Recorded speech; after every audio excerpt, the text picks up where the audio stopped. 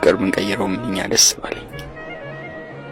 በአጭር ጊዜ በጣም ተግባብተናል። አንተም በጣም ጥሩ ልጅ ነህ፣ ደስ ይላል። ግን ፍቅረኛ አለኝ።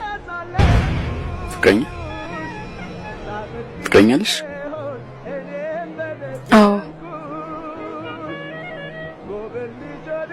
ግራ በሚያጋባ ስሜት ውስጥ ሆኜ ማፍቀሬን አምኛለሁ። ምንድነው ግራ የሚያጋባሽ? የምወደው ልጅ በአካል አላውቀውም።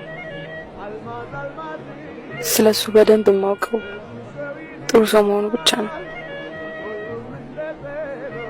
ማለት አልገባኝም። እኔ እና እሱ የምንተዋወቀው በኤስኤምኤስ ብቻ ነው። ህልም እያትቀልጂ ከአንቺ እንድርቅ አስበሽ ከሆነ ምክንያት መፍጠር አያስፈልግም። ዝም ብዬ እርቃለሁ። እኔ እንደዛ አይነት ሰው አይደለሁ። የምነግርህ ነገር ሁሉ እውነት ነው። በተጨማሪ ምስጢሬን የምነግርህ ጓደኛዬ ስለሆንክ ነው። አልሚ፣ እውነት ግን በአካል አታውቂውም? አንድን ሰው በአካል ከማውቀው በላይ አውቀዋለሁ። ብታይ ቴክስቱ ሲዘገይብኝ እንዴት እንደምሆን አታምንም። ለማመን የሚከብድ ነገር ነው የምትነግሪኝ። ቆይ ግን በአካል ለማግኘት አልሞከርሽ? ሞክሬያለሁ፣ እሱ ግን አይፈልግም። አሁን ግን በግድ ማግኘት እንዳለብኝ ወስኛለሁ። እሱ ማግኘት ካልፈለገ እንዴት ልታገኙ ትችያለሽ? ለትንሽ ጊዜ ጠፍቶብኝ ተኮራርፈን ነበር። እሱም ይቅርታ ጠይቆኛል።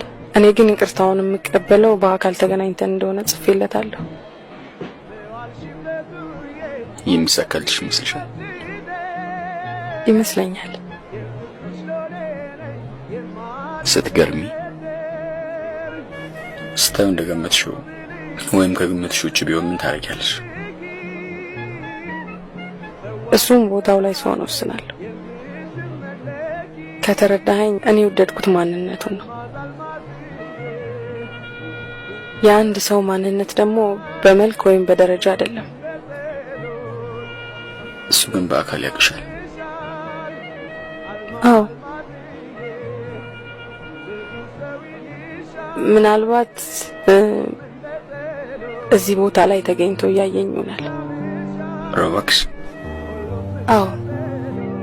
ከምር?